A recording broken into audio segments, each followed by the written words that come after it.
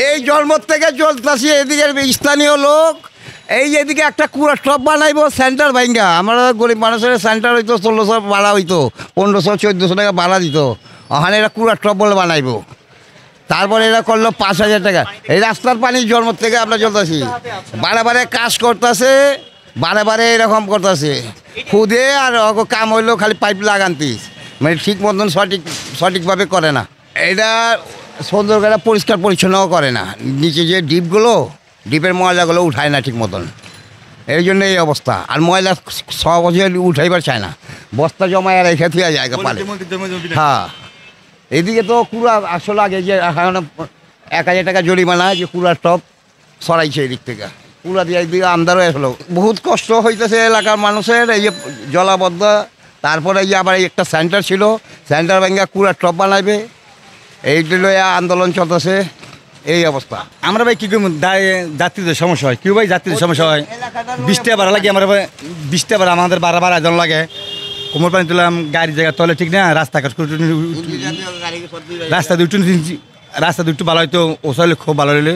10 ভালো হইলে 10 জনের ভালো হইলে ড্রেনের মাঝে খুব ময়লা জমে পলিথিন জমে এই না আনতাম কি আমরা যতটুকু জানতে পেরেছি এবং সাধারণ মানুষ থেকে যারা ভুক্তভোগী ছিল তাদের সাথে আমরা কথা বলেছি তারা একই কথা যে আমাদের শুধু নগর পরিকল্পনা না নগর পরিকল্পনার পাশাপাশি জনসচেতনতা একটা প্রভাব ফেলবে কারণ সাধারণ মানুষ তারা হচ্ছে বিভিন্নভাবে তাদের ময়লা বর্জ্য পদার্থগুলো অনিয়ন্ত্রিতভাবে ফেলে থাকে যেটা অবশ্যই পরিবেশের জন্য হুমকিস্বরূপ আর বিশেষ করে পুরান ঢাকা যেখানে নগর পরিকল্পনায়ন অনুযায়ী অনেকেই হচ্ছে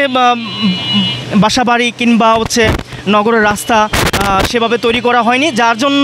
জন্য বৃষ্টি পড়লেই বিভিন্ন জনদুর্ভোগের সৃষ্টি হয় পাশাপাশি মানুষ তারা মনে করছে যে যারা হচ্ছে নগর পরিকল্পনাবিদ কিংবা নগরের যারা এই ঢাকা দক্ষিণকে দেখাশোনা করে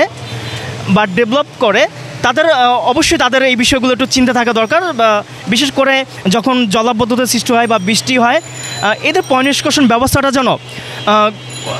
খুব বেটারফুল হয় পাশাপাশি সাধারণ মানুষ তারা চাচ্ছে যে যারা এই যে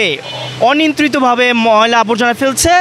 তারা যেন এই বিষয়গুলো আর না করে এবং